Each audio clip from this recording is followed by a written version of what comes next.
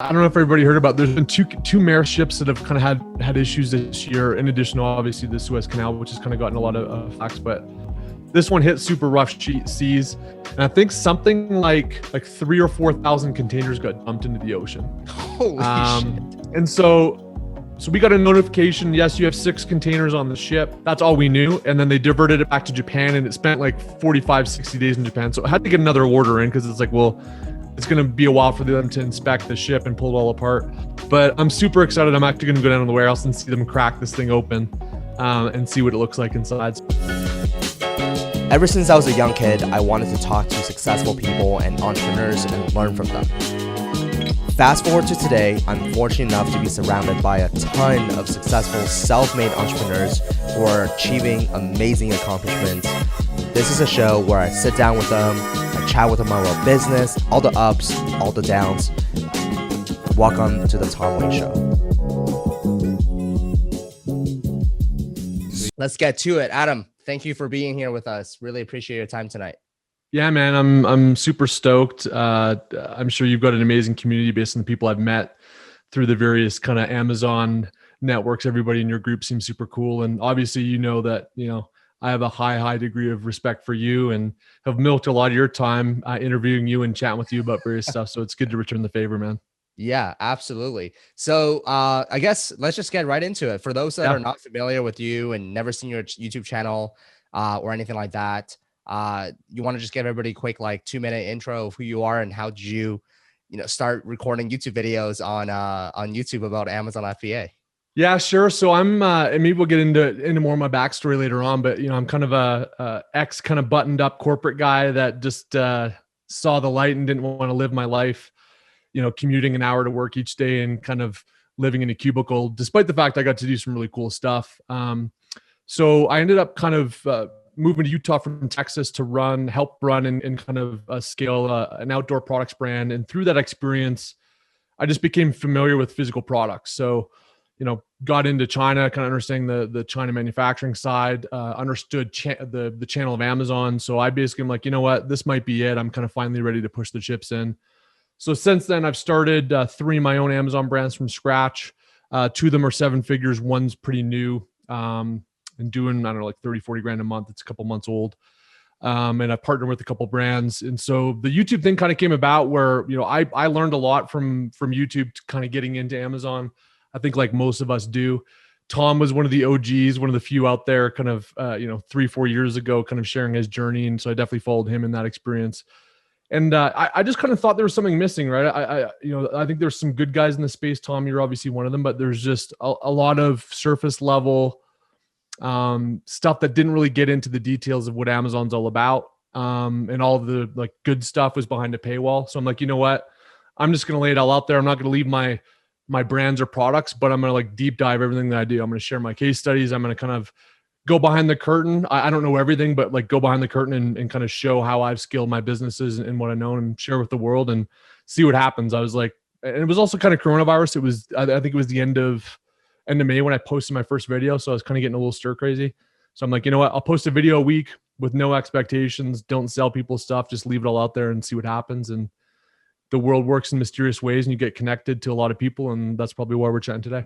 Yeah, no, absolutely. If it wasn't for YouTube, obviously we probably would have, I don't know, probably would have met today, but I wanted to, yeah, that's something that's super, super interesting. You said it was like posting your very first video without expectation. I think, I was actually having a chat with my life coach today, who I'm telling my students, I got this life coach who I just talk to every 2 weeks. At the end of my chat with them, I asked, because I'm adding some new things to FBA Masterclass. I'm refilming some of the modules, so on and so forth. And for those people that are like, hey, what's taking so long?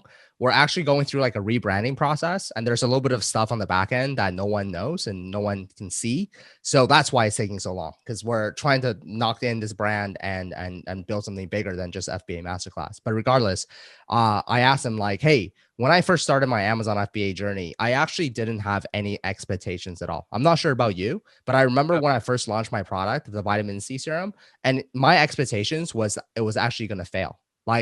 I didn't expect ever in a million years that this business is actually going to do well, because I tried so many things in the past and everything has failed. So I didn't have any expectations. So anything, even if I made $1 in the first month, that's $1 higher than my expectation, which is $0. So I couldn't lose. Everything above that was, gravy.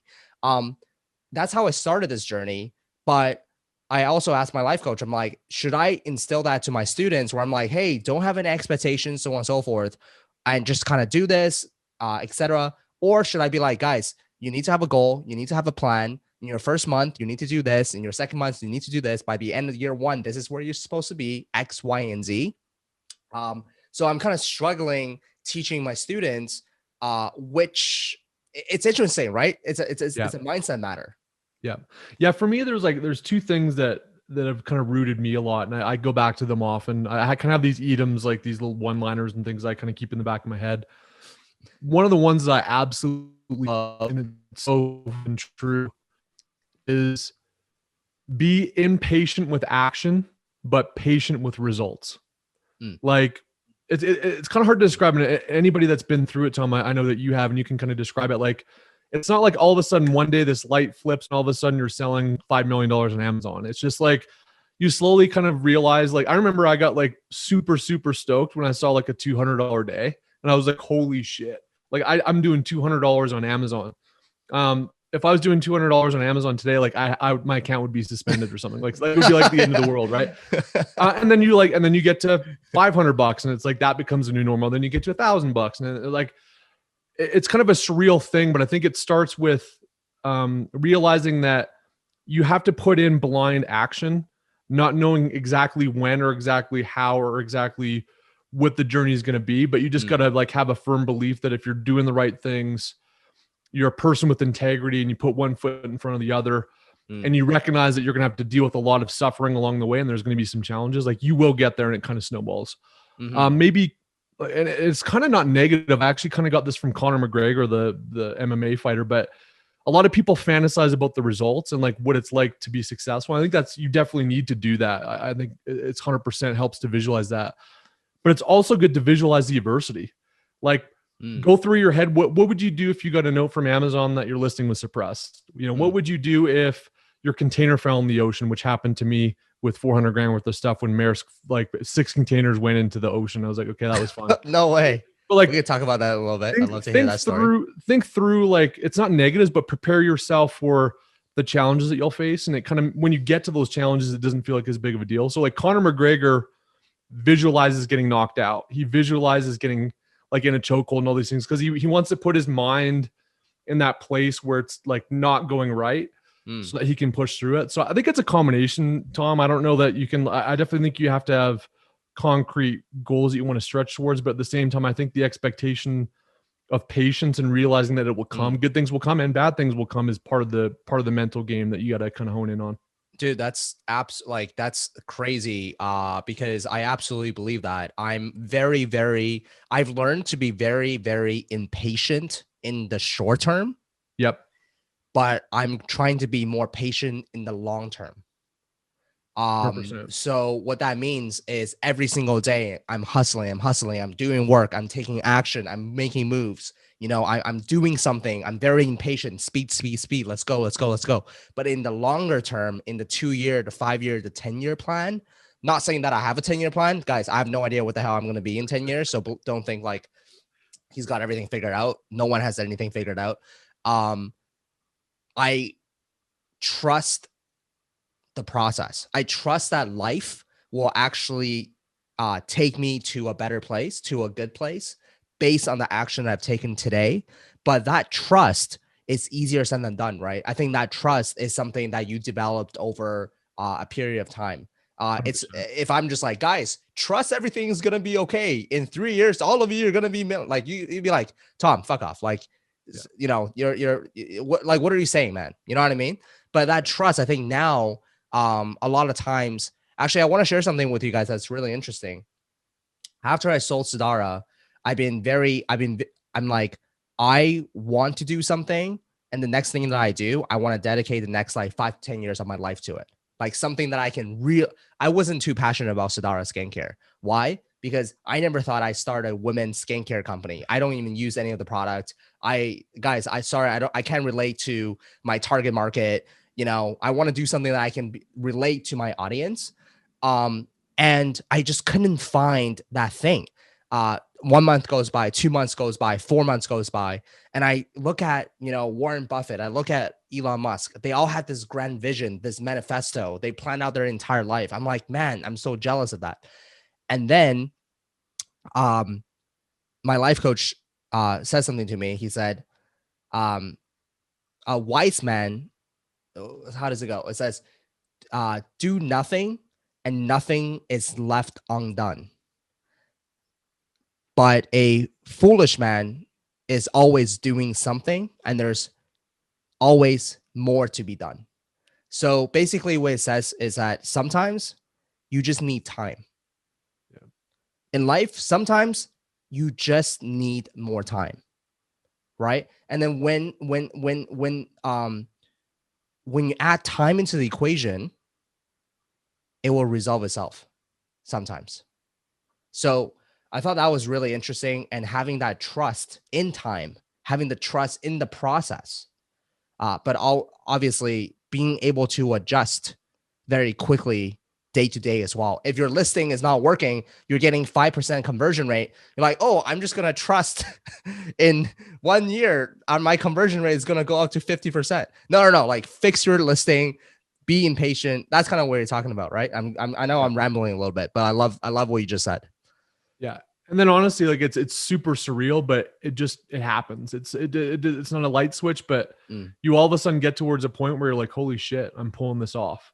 And it's really surreal, and it's really fun. And I've seen it happen dozens and dozens and dozens at times with this Amazon mechanism. And that's what's cool about it. It's a replicable thing. And it's just like, with the right amount of variables over a long enough course of time, with the right mentality and individual, good things happen. It's how it works, which is cool.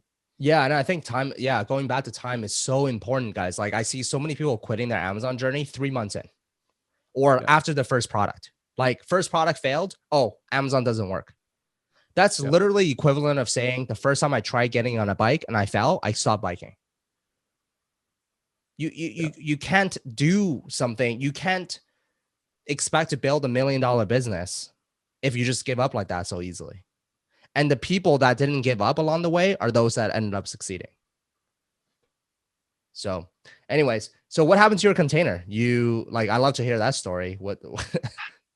Yeah. So I don't know if everybody heard about, there's been two Maersk ships that have kind of had issues this year, in addition to obviously the Suez Canal, which has kind of gotten a lot of facts. But yeah, there's a Maersk ship. I think it was in December, November, December, something like that. It basically, like, there's shipping lanes, the way that the ocean flows. There's like direct shipping lanes from Shenzhen to Long Beach. Like, it's just the way that the current goes. So you can't really, a lot of those ships, you can't just decide which way you go. It's difficult and it's inefficient with fuel. So they all run on the ship line.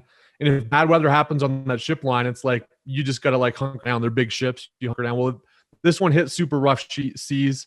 And I think something like, I want to say like 3,000 or 4,000 containers got dumped into the ocean. Holy shit. And so we got a notification. Yes, you have 6 containers on the ship. That's all we knew. And then they diverted it back to Japan, and it spent like 45, 60 days in Japan. So I had to get another order in, because it's like, well, it's going to be a while for them to inspect the ship and pull it all apart. Luckily, they found 4 of them. So 4 of them are good. It actually just left LAX. It's coming to my Utah warehouse here next week. So we'll see. But like, they inspected the outside of all the containers that were still on the ship. And if they were super dinged up, then they would open them and inspect. But if they weren't dinged up, they're like, hey, put them on another ship. So 4 got put on another ship. One they couldn't find, and one's still being inspected. So it's gonna have, like, we've got goods now. We avoided stock out, so I'm not too concerned about it. We had insurance, but I'm super excited. I'm actually gonna go down to the warehouse and see them crack this thing open, and see what it looks like inside. So yeah, that's kind of what happened. We just it was crazy. That's insane. I mean, there are some variables in this business that you can't control, and that's definitely one of them. It's like, yeah, your stuff just fell off the ship. It's like, okay, what do I do now at this point? Yeah. And I mean, it's like, you feel bad for yourself for about 5 minutes, and it's like, well, shit, we're going to stock out if you don't get an order in. So I got on the horn with the factories like, hey guys, here's the emergency. I need you guys to run like triple time. We need to get this out. I think the lead time is usually 50 days. I'm like, we need to get it out in like the next 10 days. Do what you need to do. So like you just direct your energy towards stuff that you can have an impact on. I mean, I'm not gonna know if my stuff's in the water until it gets inspected in Japan. So that was a good one, man. I've got some interesting stories, but that was a good one. Yeah, no, that sounds like a good one. And you also went to China. Like I saw your Facebook group, your Facebook post. You're in China having some beers with your Chinese factory fellow friends. What was that experience like? Yeah, man, I've been to China many times. I used to go pre-coronavirus. I used to go at least a couple times a year. I really like it. It's fun. I got a Chinese name too, which is kind of cool. So I've got like, I'm like in with the culture. I'm on WeChat, like posting photos of my life, like Instagram. So I got a pretty good like crew of people there, but no, I liked it, man. I kind of, I've got 14-ish factories that I work with. So I fly into Hong Kong. I love Hong Kong. Hong Kong's insane. And then I basically worked my way up over 10 to 12 days up to Shanghai. And then I fly to Shanghai is typically what I do. But yeah, aside from the travel and the jet lag, I love China. I think it's super fun. Right. And so you've seen these factories in person. Yep. What are they like? Because I've heard some horror stories of like, it's like, hey, it's something you don't want to see, because like the last guys who was on, or a few guys, he's like, yeah, I went to these Chinese factories and it was literally like just stuff on the floor. People were stepping over it. There's no quality control. Well, I'm sure it varies from like bad factories to good factories. Like, what are some of the things you saw? I've seen it also. So like the bigger brand I'm involved in, that's again, Amazon's kind of a piece of it. It's really not a central part of the strategy, but we'll do about 150 million this year, probably, if things pan out. Damn. A lot of electronics, and those factories are all like super legit. We do UL inspections. It's like, we make sure they're legit. A lot of it's like batteries and like boards and stuff like that. So like you'll literally go in there. It's super hilarious because they give me, I'm not even shitting you, like a 4XL jacket. And it's like this like polyester jacket. There's no AC in there for some reason. Maybe you can help me on this, Tom, but like Asians don't sweat in China. It's crazy. Like they love wearing jackets even in the summer, but like, so that is true. I actually like don't sweat. I got my hair on. Yeah. I like you go into this thing, it like blasts all the dust off you. You go in and you could literally eat off the floor. I mean, this stuff is phenomenal. There's all these like robots that vacuum up batteries and PCB boards and stuff. So the electronics factories are like top notch, like really impressive. So I'd say about a third of mine are kind of in that category. And then there's like, when you get into more textiles, like fabrics, stuff like that, like there's a lot of sewing machines. There's a lot of like crap everywhere. It's just not as clean, but generally, honestly, like I kind of expected it to be almost like a third world country. My first trip to China, and after going there, I'm like, okay, that's out the window. It's totally normal. Yeah, they all look the same. They all have like green painted floors. They have. I thought you meant all Chinese people look the same. I'm like, oh, Adam. I'm like, wow.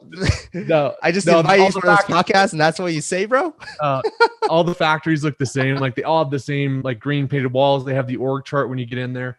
So it does kind of feel like Groundhog Day, honestly. Like if you're in China for 12 days, it's like the same routine every day, very similar. But yeah, man, I was impressed. I think they're like the amount of like manufacturing and engineering sophistication for what I think China lacks in creativity and innovation from like a branding standpoint, although they're getting there. And I've kind of seen that happen a lot over the last couple of trips, but their engineering and manufacturing expertise is just insane. It's super impressive to see. And I really like the ritualistic nature of business there too. Like I get sat next to the factory head when I go in there.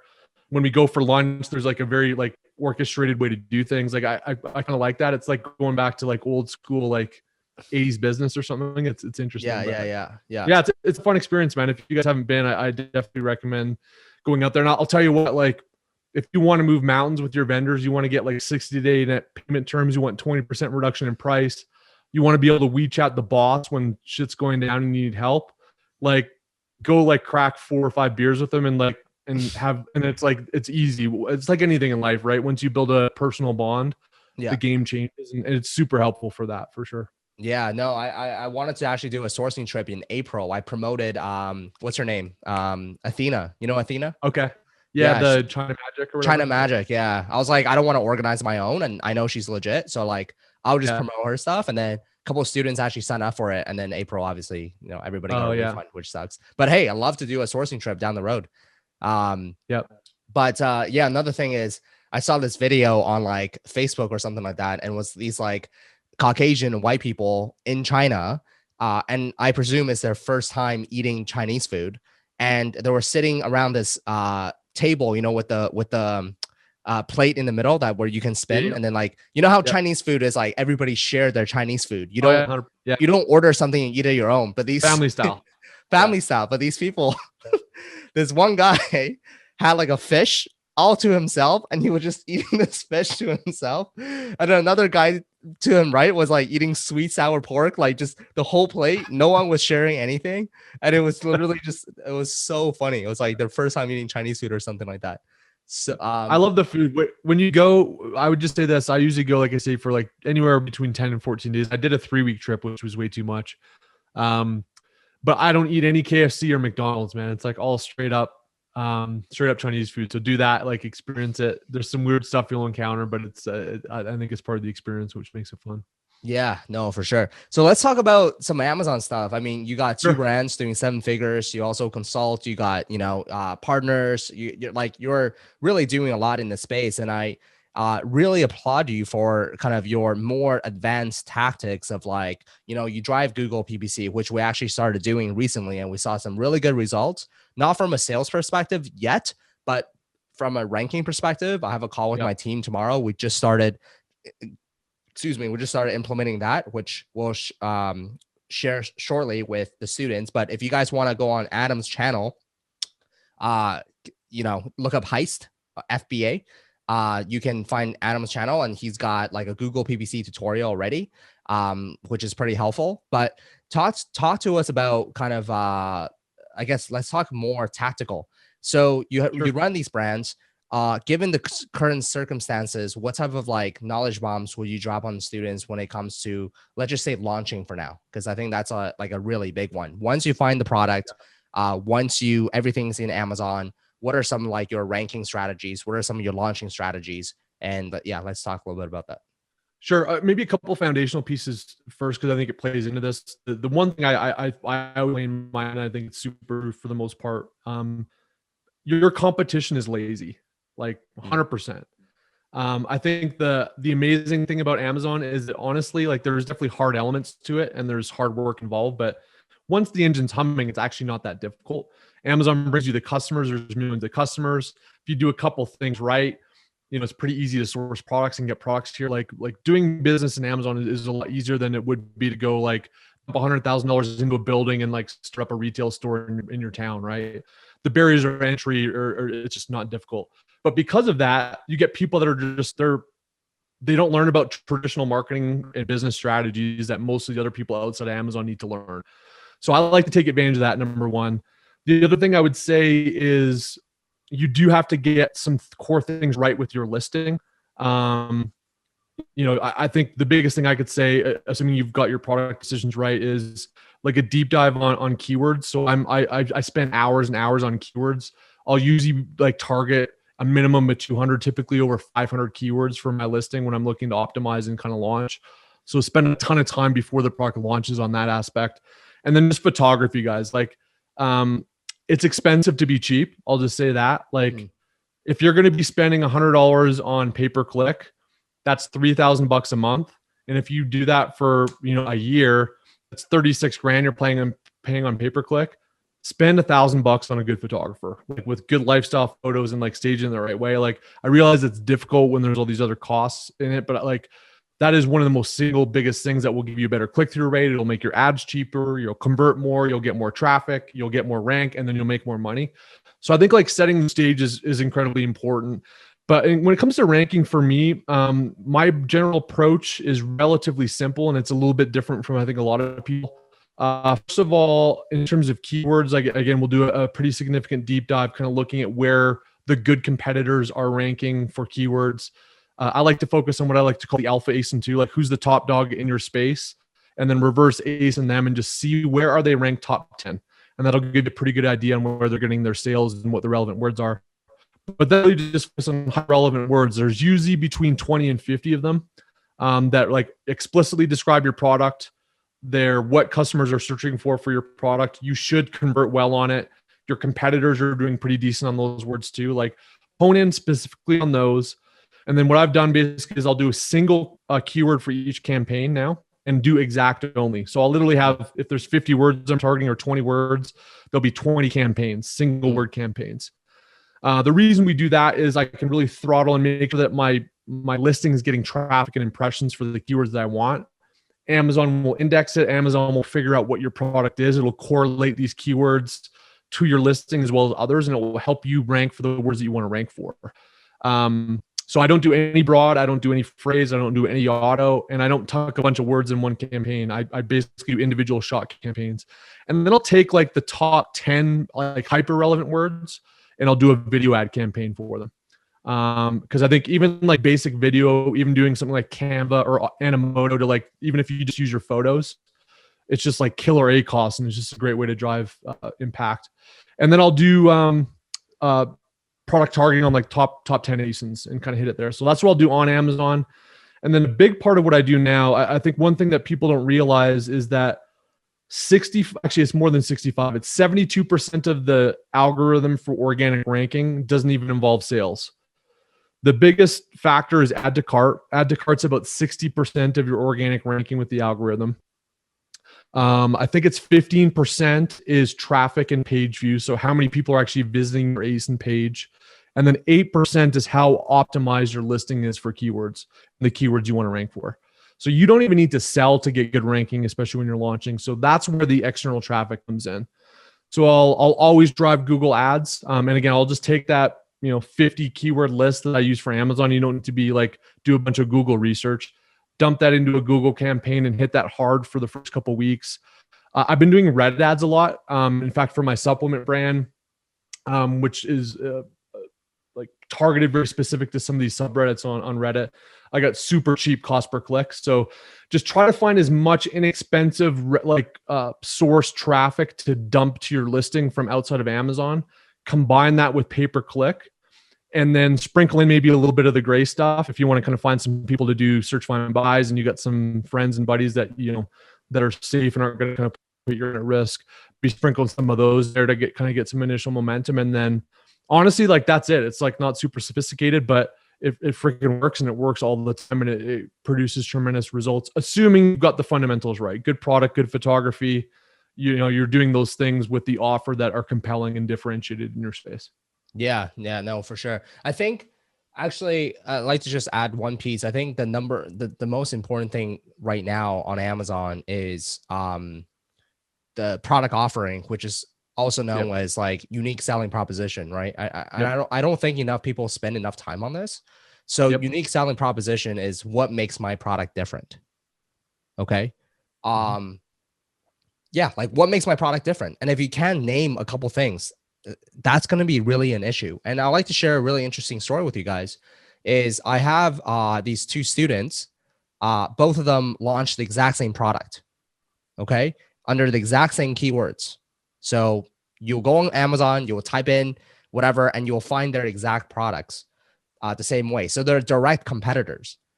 One is doing like, last time I talked to her was doing like $20,000 or $30,000 a month organically, no PPC. Okay. Nothing. Like literally she posted on Amazon and just started selling. Like she didn't have a ranking strategy. She didn't have a launch strategy, and it started selling, doing 30K a month. And then the other one can't even get like 2 sales a day. Now, what's the difference between them? It was the product offering. It was the design of the product. It was mainly like the design of the product, which is insane. So that really goes to show you, and that was very eye-opening experience for me to be like, hey, nowadays on Amazon, before you talk about a launch, before you talk about this, before you talk about that, exact campaign, Pinterest ads, Google PPC, that's all cool. Yeah. But none of that stuff is actually going to fix a bad listing. So yeah. Go ahead. Yeah. And one thing I think about, Tom, and I can like any, by the way, when you fail on ASINs in Amazon, typically it's not like you lose all your money. Like you break even or maybe a little bit less. So when I say my failures, that are just ones that I didn't prove profitable like I wanted them to be. But anyone that hasn't worked, I I can like break it down to one core thing. That's you've got to answer this question. Put on a customer's lens, be a customer for a second. I realize that it's exhausting because you might be 3 months into product research and you've got all the samples and like you've done all this work. You kind of get decision fatigue and you just get to the point where like, fuck it, I'm just going to launch this thing and see what happens. But like before you do that, go on Amazon, type in one of the keywords that's most important for your niche. Think like a customer and scroll down and imagine your listing there. And why would a customer buy it? And like, be honest with yourself, be super honest and like, don't BS yourself. Forget about the work you've done for the last 3-4 months sourcing, whatever. Like, why would somebody buy it? If you can't answer that question, then it's unlikely that the product's going to be successful. Like, it's super simple, right? So like, just think like a customer. If I was a customer, would I buy this? And the products that I've had that didn't do great, if I would have asked that question, it's kind of like, yeah, it's not that great. Like there's some good elements to it. And like, you know, I obviously latched onto those good elements and kind of believed my own narrative. But like, if I really did kind of put that customer lens on, I wouldn't have bought the product either. And so if you wouldn't buy it and you don't like answer that why question, your customers won't either. And it's probably best to find another product. Yeah. And I also even add on top, it's like sometimes, it's hard for you to be the customer because you don't actually use the product. I will say, like, let's say you sell baby diapers, just as an example, but you don't have a baby. You're not a mom either. You're like, you know, like a 26-year-old guy. Go talk to some moms. Give this diaper as a sample to some people and be like, and if I were to take even this one step farther, it's like buy your top competitors who is the alpha dog, right? And buy their competitor products, have your product, give it to someone and be like, don't tell them anything, right? They don't know which one's yours. Just be like, which one's better? Which one do you like better? And more importantly, be like, how can I actually improve this product? So, yeah, I think nowadays with Amazon, like before, Adam, like I started in 2017, I still feel like I could get away with kind of like throwing up a random product on Amazon. And 2015, you definitely can. You can go on Alibaba, pick keyboard smash, find any product, click on one and just throw it up on Amazon. You'll make sales. That's what I heard. Okay. Crazy stories. But now it's getting shifted around that and it's moving away from that. And it's more about how do you build a real brand, and a brand is really built on a customer. Right. So, I started to talk more about this more. But people think it's like, oh, like Tom, like, you know, stop it with the fluff. You know, like talk to us about the tactical things, guys. The tactical things aren't going to matter if your foundation is broken. So the foundation is everything. No, that's super helpful with regards to the information that you shared. And the other question I kind of want to ask you was actually, I guess if we backtrack, a lot of my students right now are, you know, in the product research phase, so on and so forth. Like, what are some tips that you can give to students who are kind of in the product research phase? Yeah, I think there's a lot of ways to do it. Like my original brand, which I think is pretty similar to you, how you started, like I'm not like super passionate about it, but I thought it gave me enough optionality to go after a lot of different stuff, but it also wasn't so like a bunch of crazy different categories and some hodgepodge brand. So like, I'm like, at least Home Goods is broad. It's not a specific customer, but it gives me a lot of optionality. So I started there. Some of my best ideas there honestly have come from actually going into like physical retail or like paying attention to like what's happening in like in modern design and home design. So I'd go to Pottery Barn, I'd go to Crate and Barrel, I'd go to West Elm and like be like, hey, what's kind of catching my, I'll go with my wife, like, hey, what's catching my, what trends am I starting to see? And like, then I would use my data know-how of Amazon and check that on Amazon to see if there's opportunities, demand, things like that. So it's like a combination of like real world kind of trend spotting and then kind of aligning that with the data mindset on Amazon. So that's how I started. But all of my subsequent brands, and this is kind of my thesis on how I start brands now, it all starts with the customer archetype. And like the brand that I'm most like, that I'm really pushing the chips in and that I really want to kind of grow into a heavy 8-figure brand.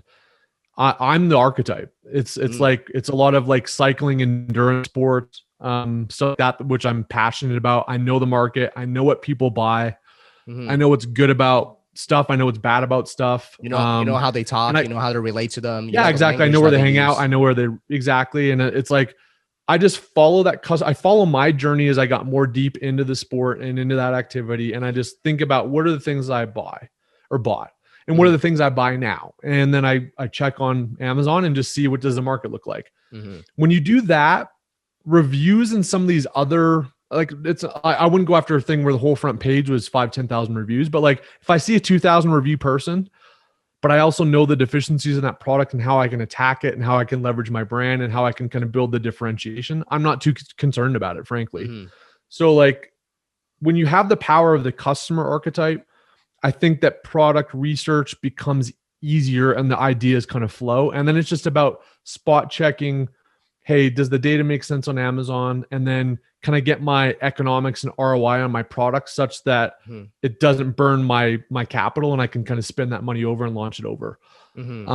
So it's, for me, it's a lot more fun because it's like I'm the customer. It's like it's what I'm thinking about anyway. It's what I spend my personal income on when I'm interested in activity. Can charge higher margins for it and charge a premium. I know how to market to the customers. I'm friends with the customers. Yeah. So I would recommend that. I would find that and I realize everyone, like not everyone has a passion or whatever else, but like, think about something that you actually enjoy or think about a lot and like get in the mind of that customer archetype and then just follow them and their experience with physical products that they buy along the way and craft your brand, craft your offering, your USPs, and kind of your portfolio after that. And then it snowballs, right? Because then it's like, it's easier to launch additional products because it's the same folks. You kind of build up a name for yourself. My Shopify page, I literally don't do anything with my Shopify page. And I think I get 3,000 visits a month.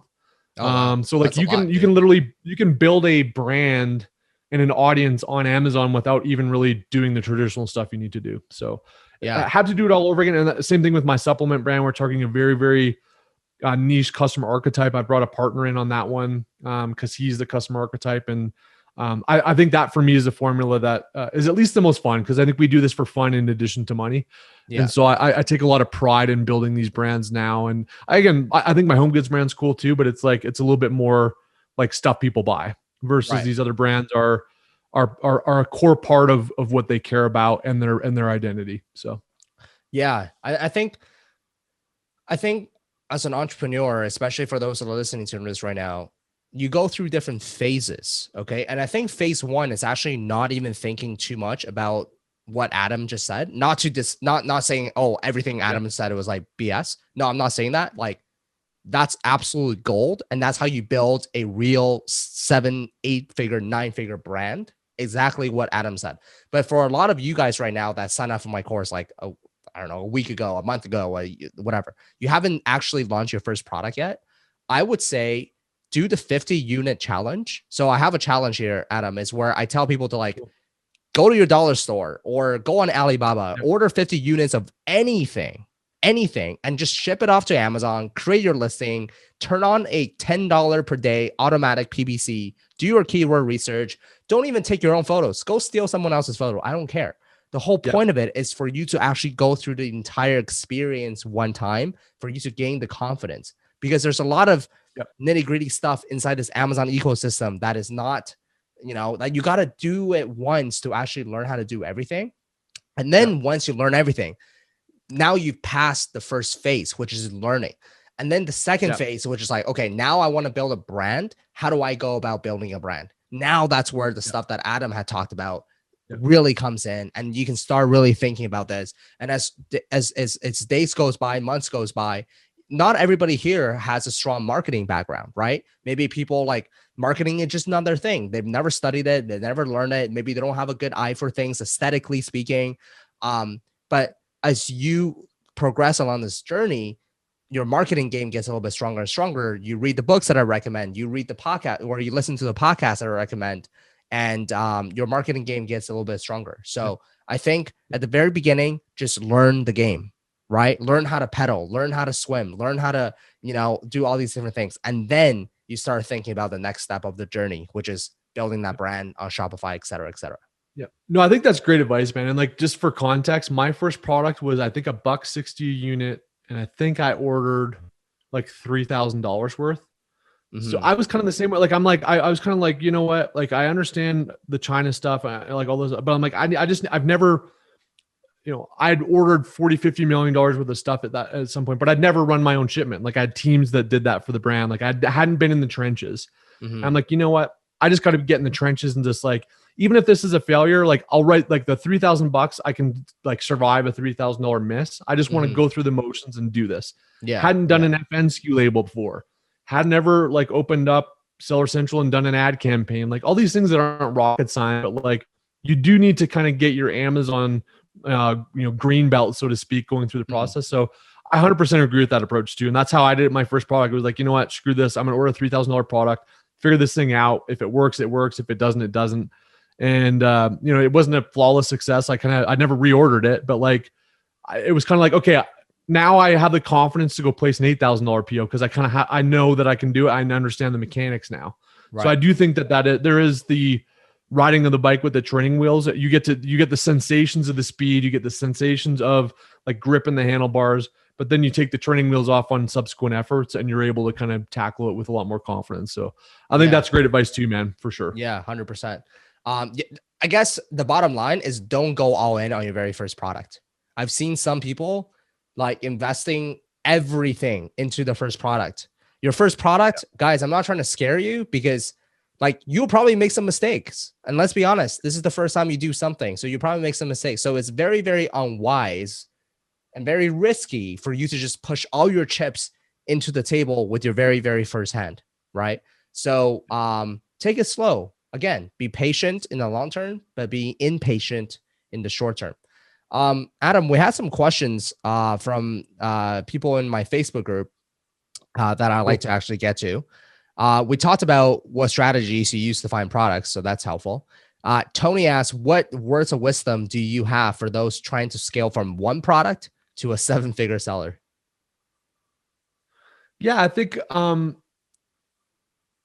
the one thing that people think is that they just got to like they're here and they need to jump up to here, right?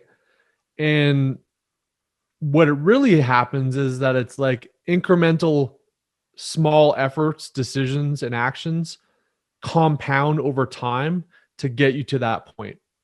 So said in a way, like make sure you're doing the things that you need to do every day, every week, every month, and those things scale into 7 figures.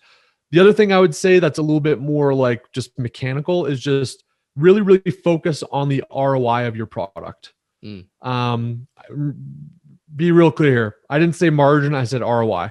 They're oftentimes correlated, but generally speaking, you want to have a greater than 100% return on your investment on an Amazon product, including pay-per-click, because what that enables you to do is you have so much more cash to order your second order, to order your third order, and then those orders are spitting off cash that give you the capital to then go pursue additional products. Even if you're making money, but the ROI is not great, you do kind of get into quicksand in the sense that those products aren't spitting off enough money so that you can buy enough inventory to grow that product as well as buy other ones. So for me, I think it's like the incremental 1% efforts every day compound and realize that that's what you kind of do as you scale into 7 figures. And then make sure that you've got ROI mechanics figured out, because that will enable you financially and work capital point to scale and grow your brand. So you don't really look at, I mean, margins and ROI are actually like correlated, but then you look more, I guess, on the actual ROI than the margins. Because I tell my students like minimum 30 to 40%, like 40 will be very, very ideal, but like minimum 30% profit margins. So if you sell your product for $10, you can make $3 after all the fees, et cetera, before PPC. So what's kind of the things that you look for?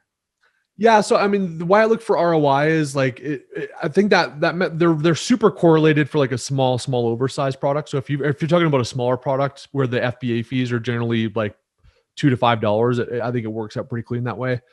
Like for the home goods brand as an example, like one of my strategies is I like going after big shit. Why do I go after that? Because everyone's going for the small stuff. I don't mind getting into logistics and getting into the bigger stuff, like, cause it scares most people and the products are much more expensive. So like a lot of the products I go after on the home goods brand are $20 to $40 COGS, and the FBA fees are like $15, $20. So I could have a 30% margin big product, although it's not that low, but let's say 35% margin big product. And you could have a smaller product that's 55% margin. But because I'm not having to pay for those, I'm not having to use my cash flow to pay for the FBA fees when it ships. So like Amazon takes that off the top line, like it doesn't impact my cash flow. So when you look at those bigger products, you can have smaller margin but massive ROI. So that's really the big kind of angle. But generally speaking, it's basically your COGS divided by what you sell it for, or COGS and other expenses divided by what you sell it for. I like to have that be 100% or greater to help scale. Got it. Cool. The other question is, what key turning points to grow his Amazon business from 6 to 7? I guess that's kind of the same question, right? Like, unless you want to add anything. No, I think that's it. I mean, I think it's just like, you just got to keep chipping away at it, right? Like you just got to like, be thoughtful about your inventory, be thoughtful about your cash. I would also recommend that like, this isn't in my opinion, something that you like start and like quit your job 6 months later. Like mentally prepare yourself that you don't touch any money from the business for 12 months. Like use all that money to push back into additional inventory and launches. And that's how you grow faster. I think people and sometimes you have to siphon out money from their business. I'm not saying that you can't do it. I'm just saying a key element to my growth was I didn't touch any money from it and just kind of, put it all into growth, new products, more inventory. And just one foot in front of the other. You launch a product every 2-3 months and it scales and becomes 7 figures. And remember, guys, I think people like think that like 7 figures is some big scary thing. It's $83,000 a month. It's $2,800 a day. So reverse engineer what would I need to sell to get $2,800 a day at, call it 20 to 25% net margins. It's like, And the cool thing about Amazon, four or five products doing $500 a day. It's not rocket science. It's not. Yeah. It's like cool because some of my students they have one product, they do like 20K a month or 30K a month or 10K a month. But it's like the really cool thing about owning your own business is that now you see a path. At least you see a path to actually mathematical. It's mathematical. Yeah. It is. Whereas if you work a 9-to-5 job, it's like, okay, I can work extra hours, but how long is it going to take me to get to where I really want to be? Whereas this, you're fully in control of how much money you want to actually make, right? Yeah. And you can work backwards, exactly what he said and Adam said, and that's super, super cool. To know that at least there's a road that will lead me to where I want to be, to my destination. The other question is from Jenny. What were some of the biggest challenges that he faced along the way, and how did he overcome it? And what were some things he wished he had done sooner? Well, the sooner one's easy. I mean, I'm 38 and I kind of feel like I spent 10 years in like executive positions when I could have been doing this sooner. So like, I mean, that's one regret. Like the best day to start was yesterday. Although I mean, I don't have a whole lot of regrets, but like, that's one that bums me out a little bit. I'm like, what if I was one of those 2015 crazy eBay assholes that just like bought a bunch of crap from Alibaba and like, but so I'd say that in terms of other lessons learned, I think like growing along the way or issues. I mean, there's a lot of like challenges in this business, right? Like your listings are going to get suppressed, guaranteed. You're going to get like a 1-star review from a customer when you're like in a launch that takes your product to 3 stars, and you're going to be at 3 stars for 10 days until you get enough reviews to recover. You're going to have stockouts that happen and you're going to have to like restart your listings. You're going to have issues with manufacturers. There's going to be there's going to be crap that comes your way. But I would just say this, the sharp pains that come from Amazon. When I say the sharp pains, like you might go 4 months with nothing, but then you wake up and your listing's suppressed and your life sucks for a week. Like those are sharp pains. Or 6 freaking containers potentially going to the ocean with 400 grand on them. And I got to like that sucks, right? Stuff like that sucks.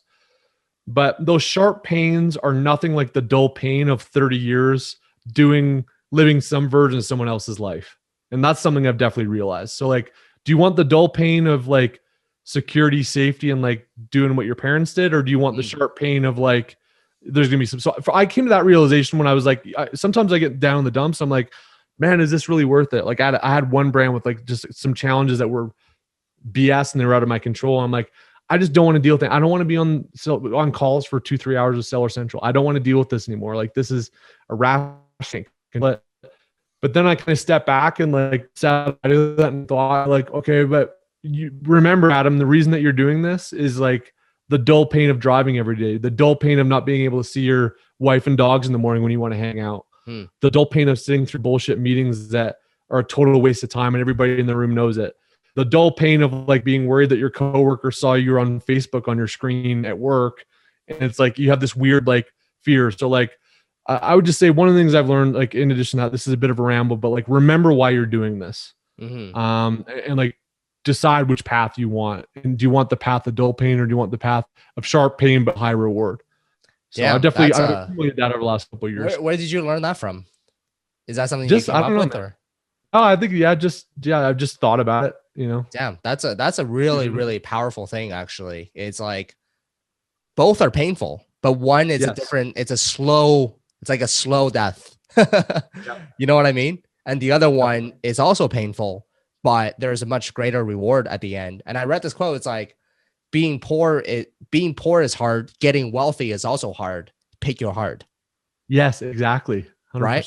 Right? Both are hard. So which one do you want to go with? But what you said about the slow pain, that's absolutely right. And I think that's like that pain. Guys, pain can actually be a very, very good motivator. 100%. If you lean into that, it can be really, really good motivator, actually. So that's super interesting, man. I love that.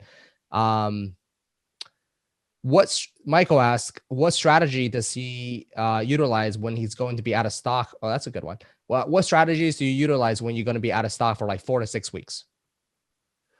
Yeah. So generally speaking, like in the lead up, I know that there's like a lot of people that are like, there's different theories, like ride it to the end or like, keep your conversion rate high and all this so that it remembers the conversion rate when you're back in stock.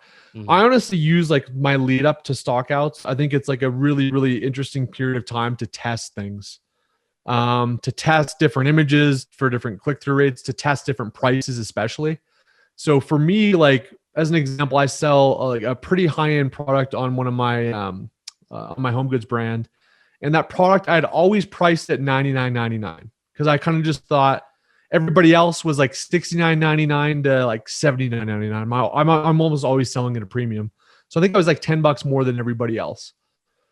And I thought, well, I'm going to stock out. Like, let's just see what happens. So I went to 105 and people kept on buying. I went to 110. People kept on buying. I went to 119 and it sold faster at a higher conversion rate than it was at 99. So I'm like, holy shit.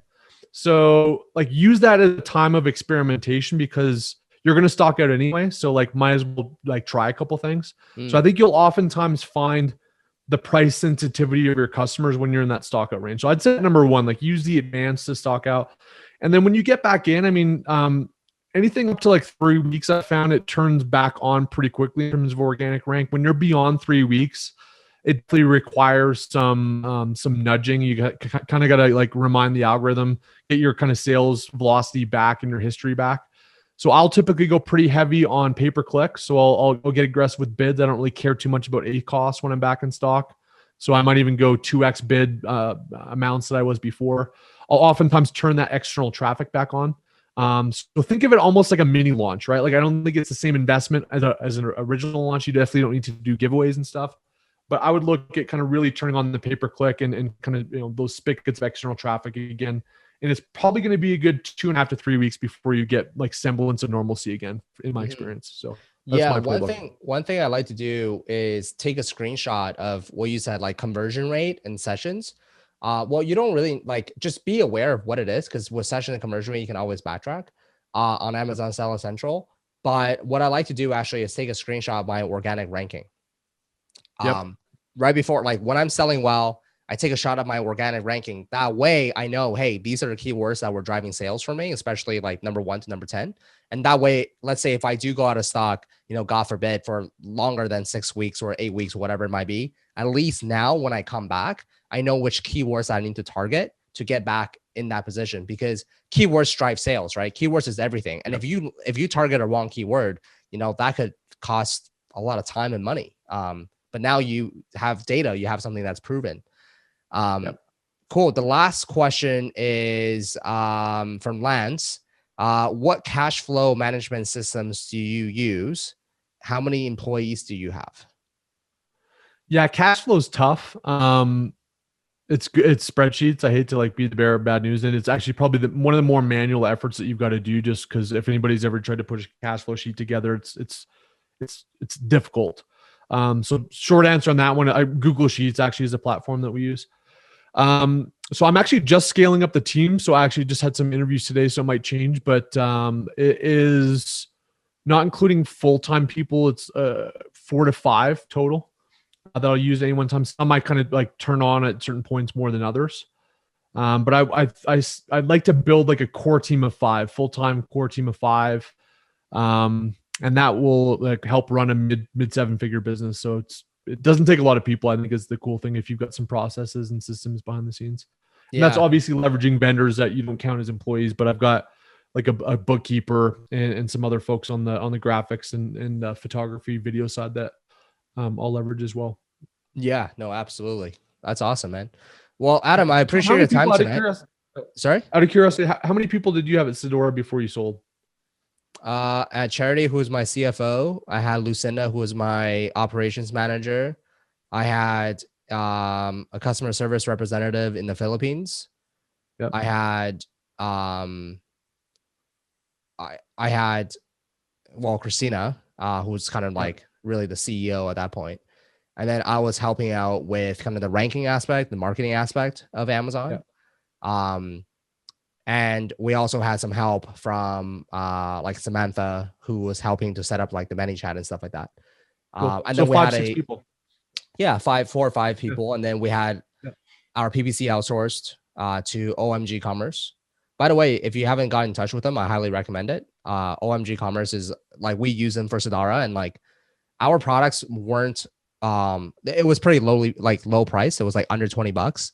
So the room for error were like rather low for PPC, and they did a phenomenal job. Like they were the best agencies that we worked with. So if you're looking to outsource your PPC, well, I'll check it out. I think they do omni-channel too, like not just Amazon, right? Yeah, correct. Yeah. OMG Commerce was definitely really good.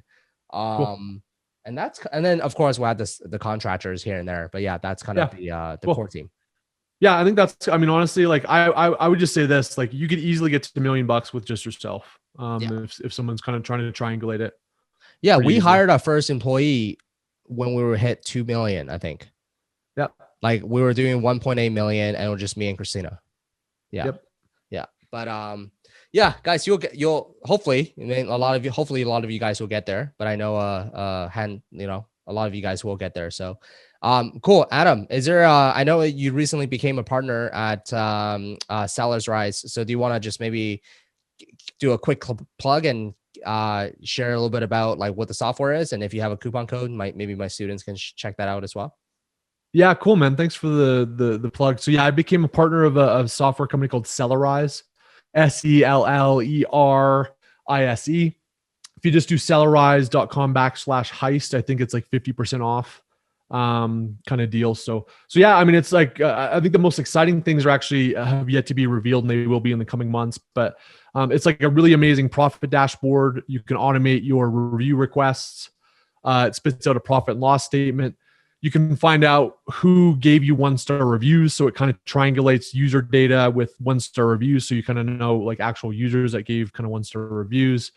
It's URL shorteners, all kinds of stuff like that. And then just a really amazing keyword dashboard that I think is going to totally change the game, that will be coming out in the months ahead. So yeah, partner there. And if you guys want to watch good free YouTube videos on the Amazon game, Adam Heist is kind of my YouTube. And yeah, that's me, man. Appreciate you having me on. And again, I have hand to heart, have like so much respect for Tom. He's one of the people that I call it the good guys in the space. Like you kind of have to work your way through, because there's so much crap in this industry, unfortunately. And there's just a lot of people where you don't know what their intentions are.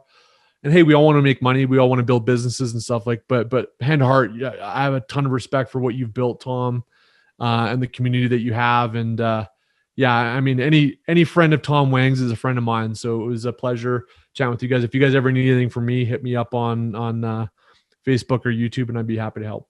Yeah, absolutely. Thanks for all the compliments. It makes me warm and fuzzy inside. Yeah, I mean, next year, I told everybody, I said, I plan on hosting like a conference. If awesome. You know, you're going to be one of the speakers, and heck yeah, it'll be a good reason for you to come to Vancouver as well. So it's probably going to be held in Vancouver. Probably. I'd love it. I'd love to get up to Whistler. So I'll make a deal with you, because Dima, who's the founder of Sellerize, he wants to do an event in Florida just to kind of like break the corona once everyone has their vaccines and stuff. But I was talking with him. I'm like, dude, let's do one in Florida, like to get some warm weather, and then we'll do one in Park City. So we're talking about that, but I would love to have Vancouver in the mix. But if I do win in Park City, or even if not, we'll connect on each other's home turf and ski and talk Amazon. Yeah, for sure. Whistler actually just closed for a season due to COVID. Oh, no way. Crazy. I think it's we're good crazy. till the 22nd. Yeah, that's weird. It's like all employees. It was a very sudden news actually. COVID cases has been going up here, and they decided to just close down all the restaurants again. And Whistler was actually like one of the mountains that they had to close as well, which is very unfortunate. But that leads to my next thing, guys. I'm pretty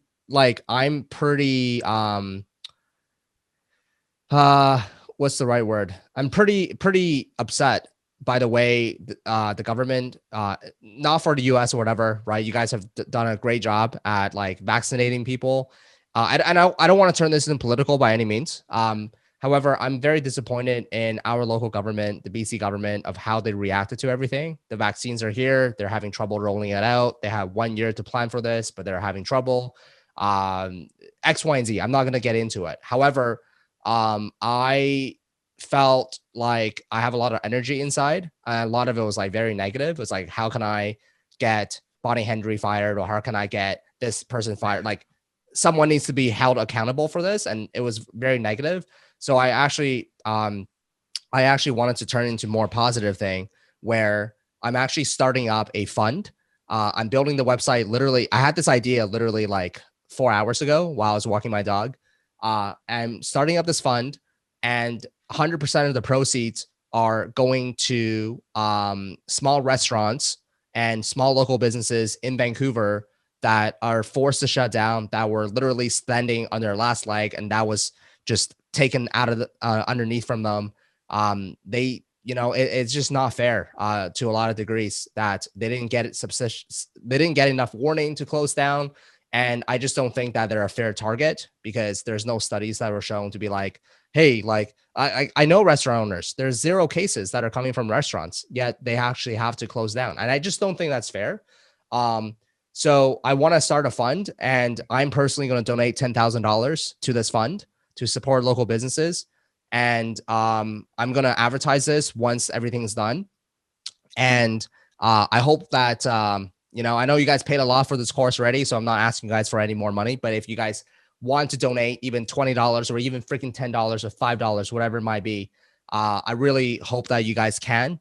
And and then I'm going to give 100% of the proceeds to these local restaurants and businesses that have suffered. And to be honest with you guys, I think a lot of us are, we're in a very good position. We're in a very blessed position to be doing online business.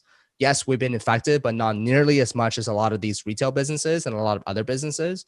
So I think whenever we're being put in a place that are blessed and that are, that are better than others, I think if we can all just think about it for a second and like see how we can help others and give back as well, I think that's like a very powerful thing. So anyways, we're building the website right now.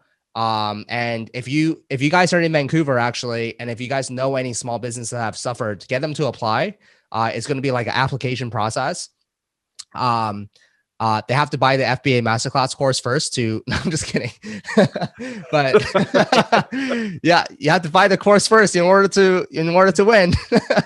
I'm just kidding. But yeah, no, I'm working on that right now, and spread the word. Please spread the word on social media. Once the website is done, I'm going to send everybody email, but I need everybody's help. We're going to do this together. And yeah, anyways, that was a segue that I want to put in as well. So cool. Well, Adam, I appreciate your time, man. Thank you so much. I really appreciate it. Very great chatting with you. And I'm sure we'll connect very soon here as well. Yeah. Awesome, man. Appreciate it. And by the way, the shipping company you recommended, the container got picked up the other day, so I'm excited to test them out. But they seem I just hope it doesn't fall into the ocean. That's the only thing. Well, that wouldn't be their fault, but the process has been awesome thus far. So thanks for the lead on that option. So awesome. Okay, guys. Talk to you all soon. All right, guys. Have a good night. Good chat with you.